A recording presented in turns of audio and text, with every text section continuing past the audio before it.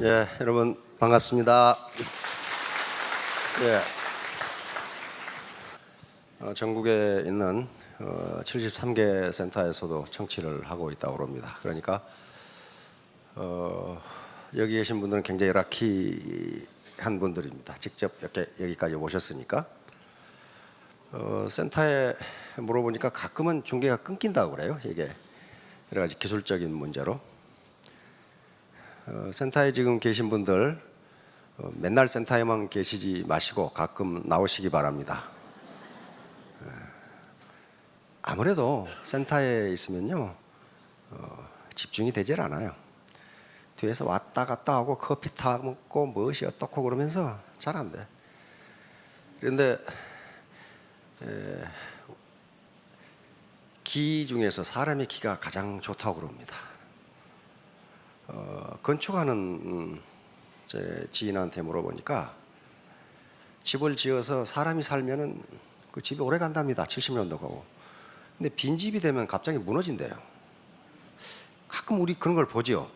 시골에 농부 부부가 잘 살았는데 아들 따라 이사 가고 나니까 얼마 안 돼서 집이 무너지고. 그래서 사람의 기가 그렇게 좋답니다.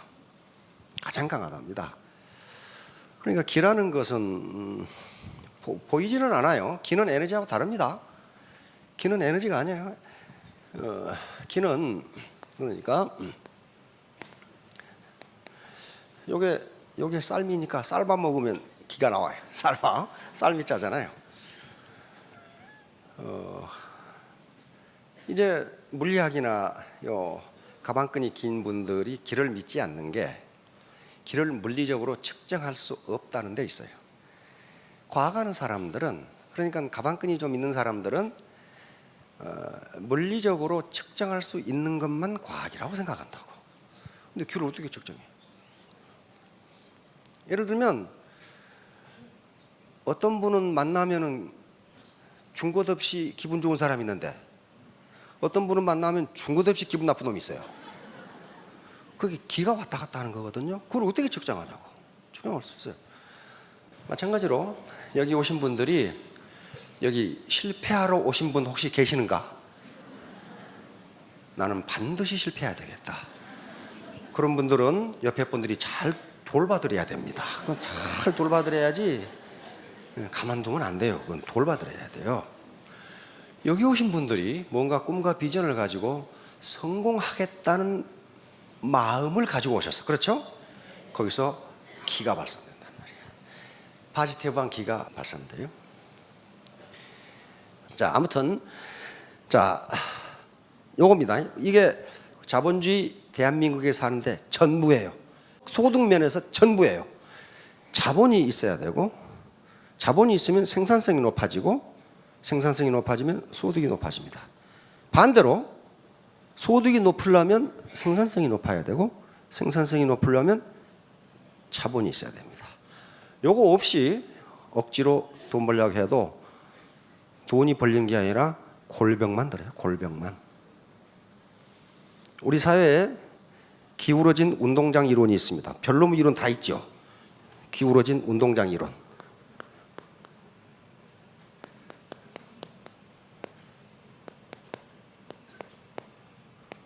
이건 대한민국의 정치 현상을 말하는 것이지만 모든 측면에 다 해당됩니다.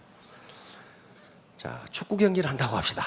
축구 경기를 하는데 운동장이 이렇게 생겼어. 삐딱하게 생겼어. 이렇게. 그러면 A팀은 여기서 이렇게 공격을 하고 B팀은 이렇게. A팀, B팀 누가 이겨요? 누가 유리해? A팀이 공격해. B팀은 지가 꽁 찼는데 다시 자기한테 굴러와. 그러잖아요. 그리고 낮은 데서 높은 데로 뛰려고 하면 힘이 얼마나 들어요. 못 이겨. 이게 우리 사회를 묘사하는 기울어진 운동장 이론입니다. 그러면 자기가 자본이 없다는 건 지금 어디에 있다는 거예요? 요 B팀에 있다는 거예요. 팔버둥을 쳐도 이 사람은 못 이겨요. 못 이긴다고. 그러면 여기서 이기려면은요, 이쪽보다 키가 커지든가 힘이 세지든가 뭐가 돼야 돼. 그게 자본 축적이에요. 자, 하나하나 보도록 합시다. 이거 실증 분석입니다. 규범적 분석의 실증 분석은 현상이 이렇다예요. 이것이 좋다 나쁘다가 아닙니다. 제가 얘기하는 건 어느 것이 좋고 나쁘고 누가 잘하고 못하고가 문제가 아니에요. 현상이 이렇다. if then이에요. 만약 뭐뭇이라면 뭐뭇이다. 자, 다음. 자, 이 사업을 할 것인가 말 것인가. 다시 말하면 이게 비전이 있는 거냐? 이 사기치는 놈들 아니냐? 요 의사결정은 자기가 하셔야 돼. 비전이 있는 것인가? 요 이성적 판단으로 그 결과에 대한 책임도 자신이 져야 돼요. 아무도 누구 책임 져준 사람 없어요. 왜? 우리는 자본주의 시장 경제니까. 자본주의 시장 경제는 자기가 자기 문제를 결정합니다. 자, 두 번째는 현재 상태에서 나 같은 사람도 성공할 수 있을까? 못합니다. 절대로 못해요. 여기 제가 아는 아주 기라성 같은 인물들이 있어요. 대학 교수도 있고, 장군도 계시고, 고관 대작도 계시고, 경찰 간부도 계시고, 선생님도 계시고 다 계세요. 그런데 아무리 고관 대작을 했어도 애터미의 시스템에 참여하지 않으면 성공 못합니다. 현장 성공 못해요. 그러면 어떻게 성공해야 하는가? 시스템에 참여해야 됩니다. 하나하나 정보를 얻어가야 돼요. 그래서 학습을 한 다음에 나 같은 사람도 성공할 수 있는가? Yes, 할 수 있어요. 단지 뭐만 필요하냐? 포기하지만 않으면. 그런데 처음에 소득이 많이 나는 다단계는요, 반드시 나중에 바가지 써. 그 세상에 공짜는 없습니다. 공짜로 그렇게 돈이 벌릴 리가 없어요. 무엇에 따라 벌려요? 프로덕티비티, 생산성에 따라 벌립니다. 생산성이 없는데 어떻게 돈을 버나? 그럼 못 벌어요. 자, 다음. 요겁니다. 궁극적인 목적은 성공하는 겁니다. 여기서 성공은 안정적인 고소득입니다. 다시 말하면 한 달 벌고 말았다. 그건 성공이 아니에요. 계속적으로 그 소득이 돌아야 된단 말이에요. 이렇게. 그러면 안정적인 고소득을 올리려면 자본 축적이 반드시 이루어져야 됩니다. 캐피탈 어큐뮬레이션. 자본 축적이 없이는요, 자본이 뭔가 하는 것은 다음에 다시 설명해야 돼요. 이거 엄청나게 복잡하니까. 그러나 모든 건 자본입니다. 모든 건 자본이에요. 그러려면은 여기서 자본 축적을 하기 위해서 이 많은 게 필요한 거예요. 날마다 매주 매달 강의하는 게 자본 축적으로 어떻게 할 거냐, 어떻게 할 거냐 하는 문제예요. 자, 다음. 그래서 바로 신사숙녀, 애터미에서 지향하는 게 신사숙녀입니다. 왜? 신사숙녀가 되지 않으면 돈을 벌 수가 없어요. 사기쳐서 돈 벌 것 같죠. 그러나 제 주변에도 사기꾼 몇 놈 알고 있는데 항상 가난해. 그놈들은 사기는 기가 막히게 쳐. 근데 그 머리를 가지고 왜 사기를 치는지를 모르겠어. 그럼 잘 살 것 같죠? 절대 못 살아요. 절대 못 살아.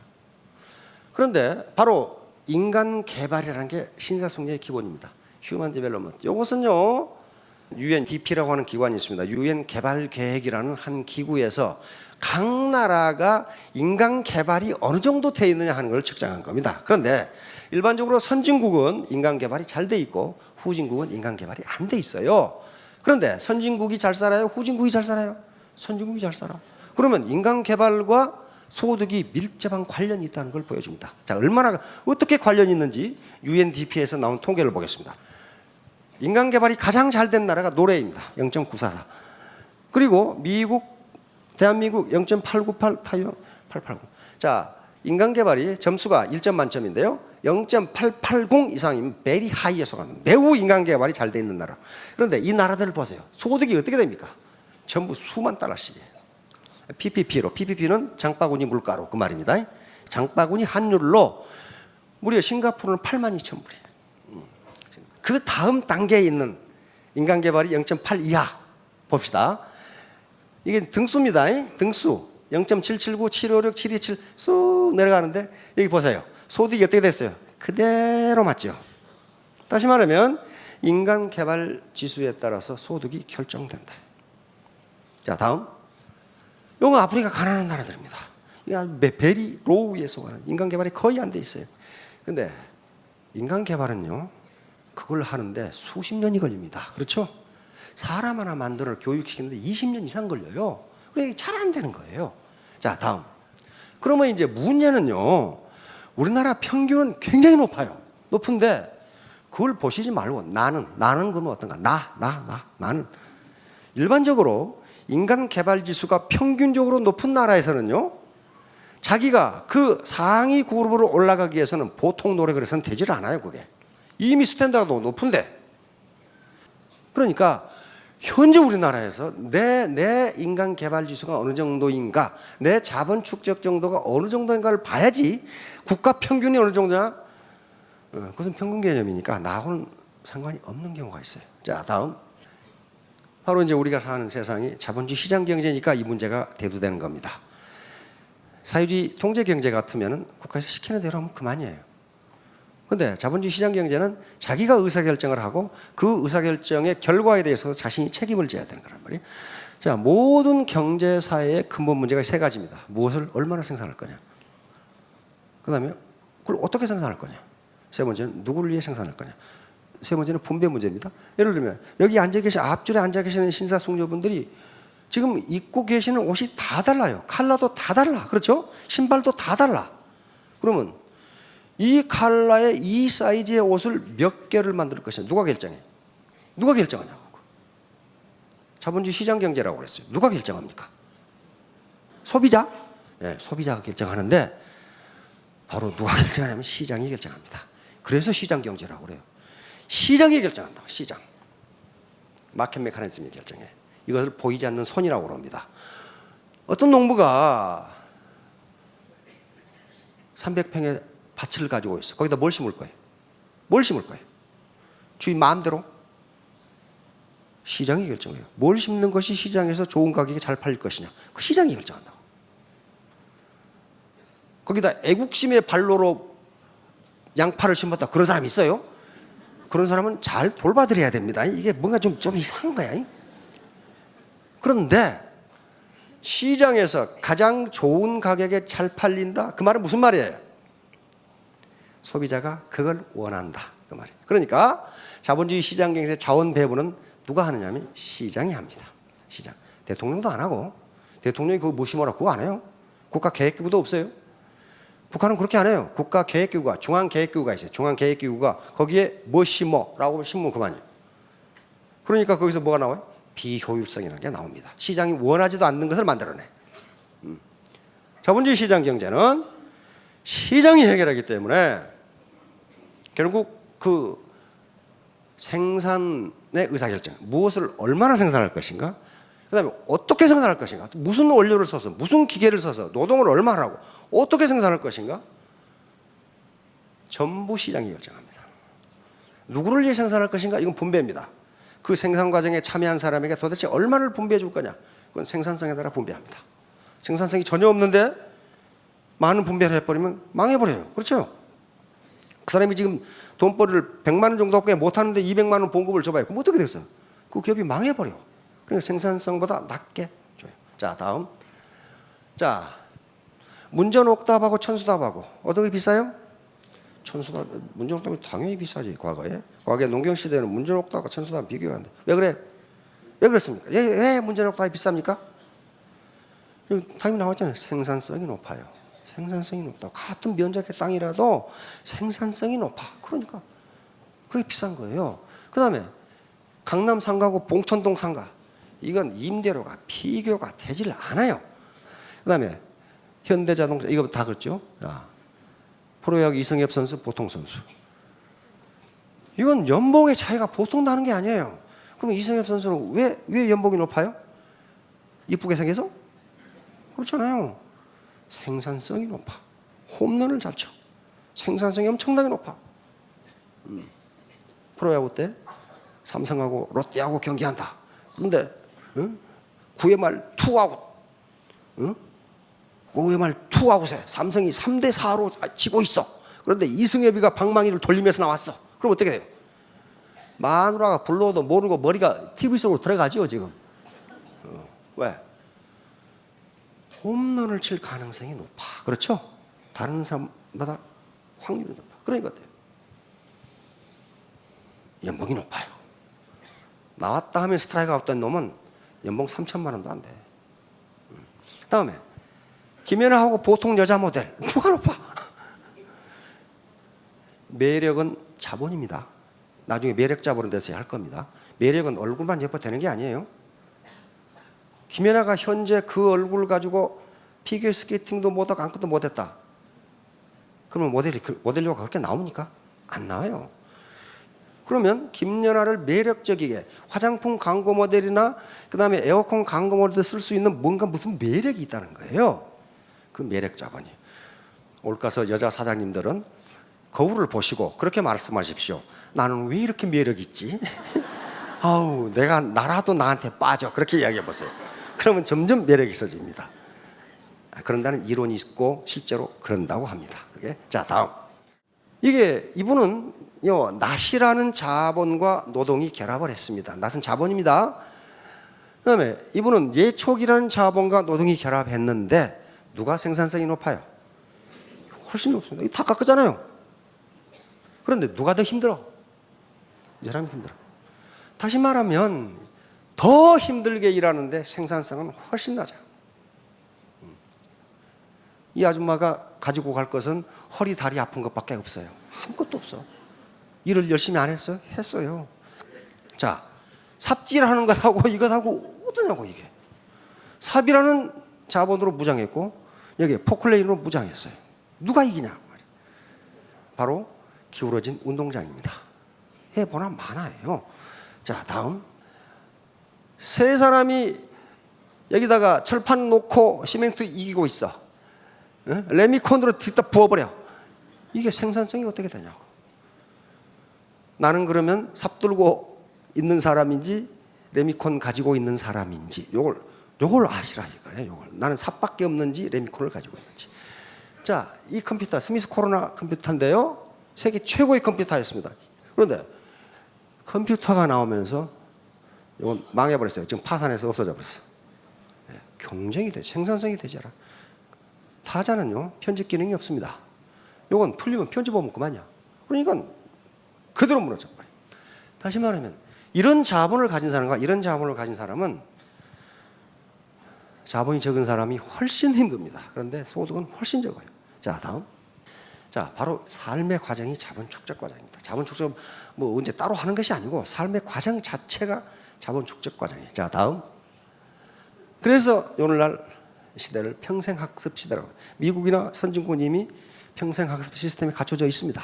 왜냐하면 학자들이 이야기합니다. 과거에는 대학을 졸업하면 그 대학 졸업한 것으로 대학에서 배운 지식으로 평생을 먹고 살았어요. 평생 지식인 대접을 받으면서 살았어요. 옛날에 변호사나 의사가 되면 어떻습니까? 평생 존경받으면서 부유하게 살았습니다. 그렇죠? 지금은 의사, 변호사도 그 중에 특출한 사람이 아니면 사무실 유지비도 제대로 나오질 않아요. 그런 시대가 됐어요. 그래서 산업화 시대가 될 때에는 대학을 졸업하고 써먹을 수 있는 지식기간이 한 10여 년 됐습니다. 지금은 하루도 못 써먹는다 그래요. 다시 배워야 돼. 다시 공부해야 돼. 다시. 그런데 전부 자기 가방끈 자랑만 하고 있는 사람들이 있어. 그 호랑이 담배 먹던 시절에 그건 생산성이 엄청나게 떨어집니다. 자, 다음. 자, 보세요. 아까 요거 나왔죠? 자본이 이렇게 큰 놈하고 이렇게 작은 놈하고 싸움이 붙어? 이건 기울어진 운동장이 아니라 이거 완전히 수직 운동장이야. 되질 않아요. 스포츠카하고 티코하고 경주한다? 경주 안 돼요.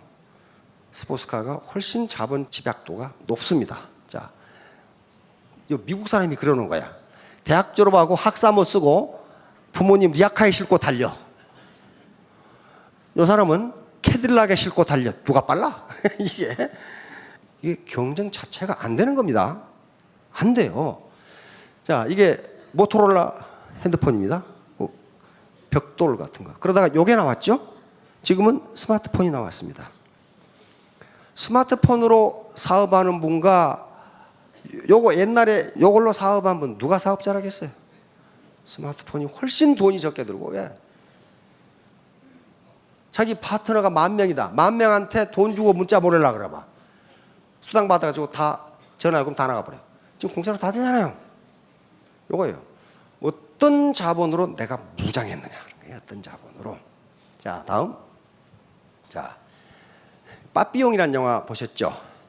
보신 분이 많을 겁니다. 얼마나 이 끈질긴 집착, 결국 자유를 찾기 위해서 빠삐용에 나온 장면이에요. 그런데 빠삐용은 이 사람 이름입니다. 빠삐용이라면 나비니까 팔에 나비 문신이 있어서 그 사람 빠삐용이라고 했고, 이 사람이 나중에 탈출을 해가지고 글을 쓴 게 책으로 나와서 그게 빠삐용이라는 건데, 이 영화를 보면 이게 나옵니다. 상녀를 죽였다는 혐의로 감옥에 들어가서 평생 나올 수 없는 남미 상어가 우글거리는 감옥으로 끌려갔어요. 근데 자기는 사람을 죽인 적이 없는데 뭔가 수사가 잘못돼서 자기가 살인죄로 왔다 이거야. 그래서 계속 탈출을 시도하죠. 탈출을 시도해. 그런데 어느 날 꿈에 탈출을 하는데 여기 12 재판관이 있는 곳으로 이 사람이 끌려가죠. 끌려가서 강변합니다. 나는 재판장님, 나는 죄가 없습니다. 나는 사람을 죽이지 않았습니다. 그러니까 재판장이 뭐라고 그럽니까? 네가 사람을 죽이지 않았을지도 모른다. 그러나 네 죄는 사람을 죽인 죄가 아니고 무슨 죄? 인생을 낭비한 죄다. 다시 말하면 시간을 낭비한 죄다. 너는 젊어서 그 시간을 선용하지 못하고 왜 장려구리나 왔다 갔다 했냐 그 말이야 지금. 그러면 너는 사형에 해당하는 죄를 졌다. 그것이 시간 낭비죄입니다. 시간 낭비죄. 자, 다음. 그래서 이 막스 베버라고는 19세기 말에서 20세기 초의 세계 최고 지성인입니다. 이 사람이 쓴 이 책이 있습니다. 프로테스탄트 윤리와 자본주의 정신. 여기에서 이 말을 다시 언급해요. 인간이 짓는 죄 중에서 가장 중죄가 시간 낭비죄다. 왜냐하면 모든 인간에게 부유하건 가난하건 모든 인간에게 공평하게 주어진 게 시간이다. 맞죠? 가만히 생각해 보세요. 부자들은 하루에 48시간 주고 나는 가난뱅이니까 24시간 주고 그런 거 없어요. 똑같이 줬어요. 똑같이 줬는데 그 황금 같은 시간을 너는 왜 낭비했느냐 하는 거예요. 낭비했느냐. 지금 현재 자신의 상태가 불만족스럽다면 당신은 시간 낭비죄를 범한 것이고 시간 낭비죄는 사형에 해당한다. 사형에. 자, 그러면 시간을 낭비하면 어떤 현상이 빚어지냐? 여기 책임을 져야 돼. 책임을 져야 되는데 톨스토이가 이런 말을 했습니다. 톨스토이 인생론에 보면 이게 들어있어요. 당신에게 가장 중요한 때는 언제인가? 언제라고 그랬어요? 현재다. 이건 제가 분명히 느꼈어요. 군대에서요. 쫄병들 군대 생활하는데 이게 농땡이가 있어. 정말 농땡이가 있어. 근데 너 왜 농땡이 피워? 아, 군대 생활 대충 하고 나가서 자르려고요. 근데 그 자식은 나가서도 농땡이 피워. 나가서 농땡이 피워요. 진짜 그래요. 현재 열심히 하는 녀석이 나가서도 열심히 해. 나 그런 걸 봤어요.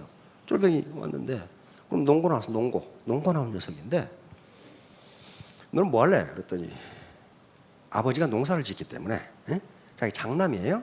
농고 나와서. 그래서 아버지 가업을 물려받아서 농사를 하고 싶습니다. 그래서 그러냐? 우리는 경제학과이기 때문에 경제학과 교수한테 얘기를 했어요. 잘 가르쳐서 부자가 되도록 만들어봐. 그래서 그 교수가 데리고 농사를 어떻게 지어야 되는가. 다시 말하면 구태의연한 방법으로 해서는 안 된다. 네가 컴퓨터를 배우고 인터넷을 배워서 이것을 소비자가 원하는 방법으로 해서 인터넷에 올려서 그걸 하라. 그러니까 그때부터 인터넷을 배우기 시작을 해. 정말 아주 성실하게 인터넷을 배우고 그 다음에 시장 원리를 가르치고 그랬어요. 그렇게 성실하게 하더니 나 잘해요. 농땡이만 피는 놈 나가서 농땡이 피워도 안 해요. 바로 가장 중요한 시간이 언제라고요?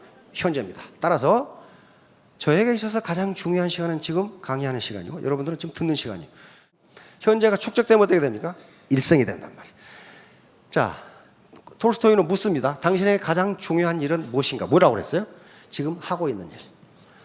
이거 대충 하고 다음에 잘해야지. 안 된다는 거예요. 그러니까 나에게 있어서 지금 현재 가장 중요한 일은 강의하는 일입니다. 여러분 여기 계시는 사장님들에서 가장 중요한 일은 강의를 듣는 일이에요. 그것보다 더 중요한 일이 없어 지금. 더 중요한 일이 없어요. 세 번째, 당신에게 가장 중요한 사람은 누구인가? 톨스토이는 지금 당신이 만나고 있는 사람. 그 이상 더 중요한 사람이 없다 이거예요. 이것만 잘하면 평생이 성공적으로 이루어진다는 게 톨스토이의 이야기입니다. 자, 다음 또 나와요. 왜 현재가 중요한가? 톨스토이가 이걸 이해했어요. 우리는 시간을 과거, 현재, 미래로 나눈다. 그러나 현실 속에는 미래가 과거와 만나는 아주 짧은 순간만이 존재한다. 바로 시간이 제로인 경우가 현재입니다.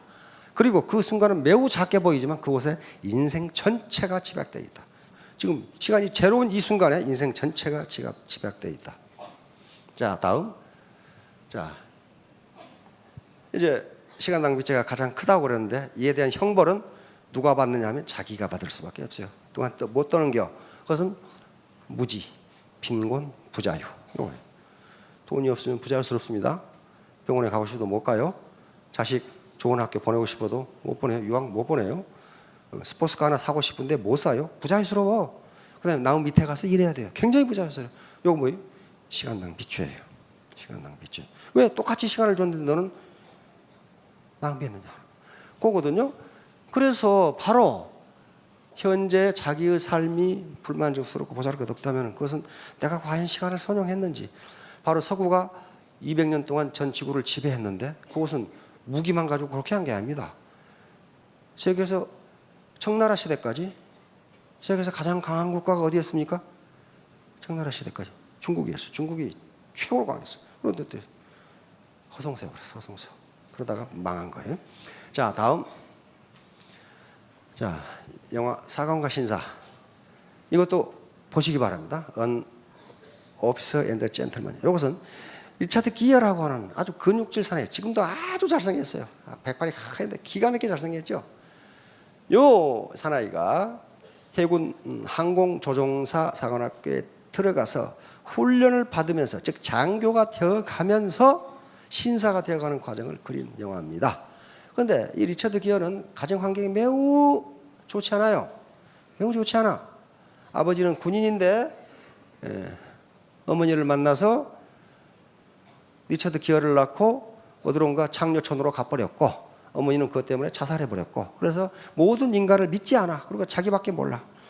그러니까 이 사관학교에 들어가가지고는 자기밖에 몰라. 맨 규정만 어기고 자기 이익을 위해서는 뭐든 다 해. 그러나 엄청난 훈련을 받으면서 점점 신사가 되어갑니다.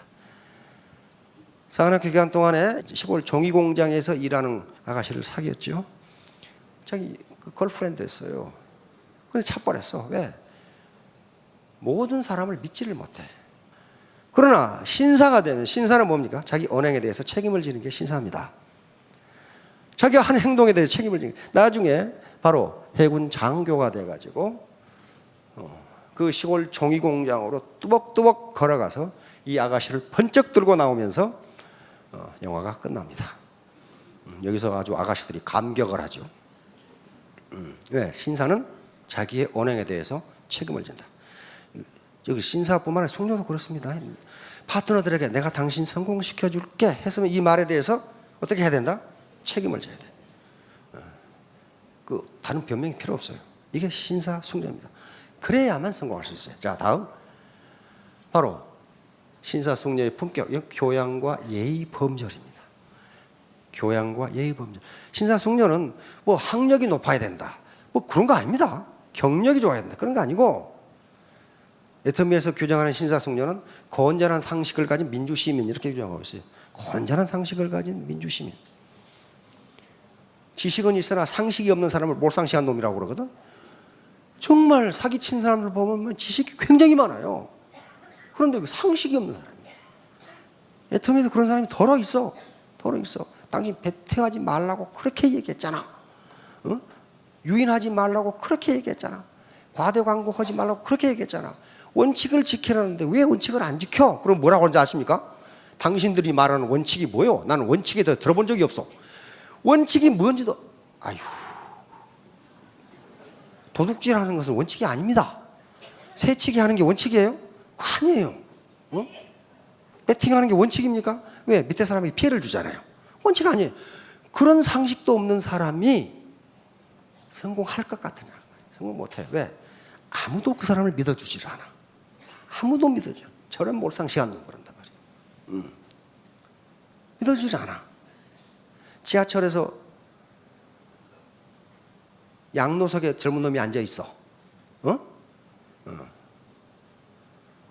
그것은 법으로 앉지 말하는 것은 없어요. 그렇죠?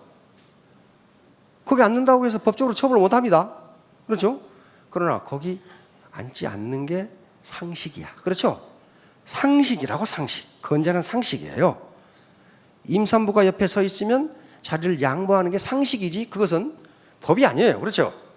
그러니까 그는 건전한 상식을 가지면 신사성녀가 된다, 그런 말이에요. 학력이 높다거나 무슨 뭐 나이가 젊다거나 그런 거하고 관계없어요. 자, 그렇게 되면은 성공한다 말이에요. 자, 다음.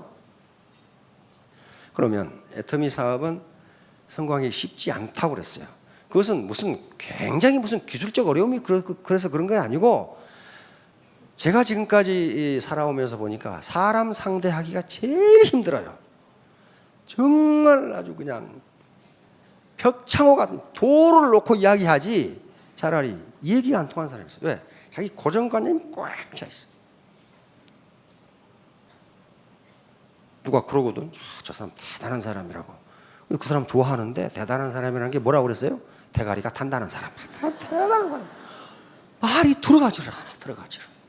그러나 그런 사람을 우리는 버리지 않는다고 그랬어요. 손잡고 같이 가자. 효소동에. 그러면 그분들을 1대1로 대화를 해서 설득할 수 있으리라고 믿지 마세요. 설득 안 당합니다. 그럼 어떻게 설득시키냐? 여기에 갖다 놔야 돼요. 갖다 놓으면 여기 계신 분들이 전부 다 여기서 파지티브한 기, 이 긍정적인 기가 나오기 때문에 그 사람을 어떻게 해서든지 이런 강의를 한마디라도 들으면 변하기 시작합니다. 다른 방법이 없어요. 못 바꿉니다. 그런데 계속 거절을 당해. 원데이 가자. No, 날아가나. 석세스 가자. No, 날아가나. 이러면서 점점 자기 수양이 되어갑니다. 아무도 내 마음대로 할 수가 없어요.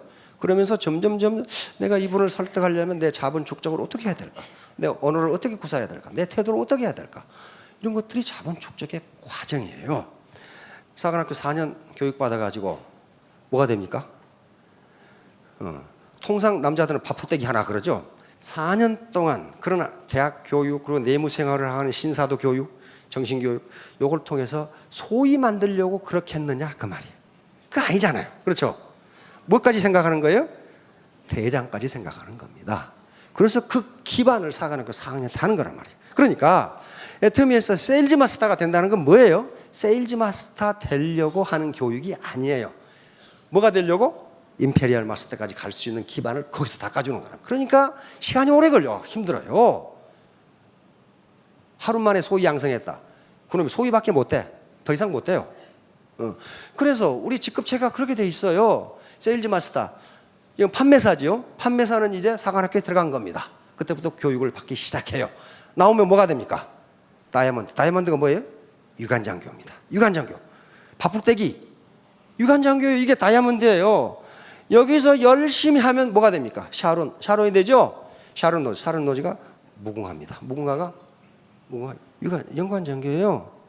무궁화. 이게 끝나면 여기서 훈련 과정이 끝나면 뭐가 돼요? 스타마스터는 장군이에요.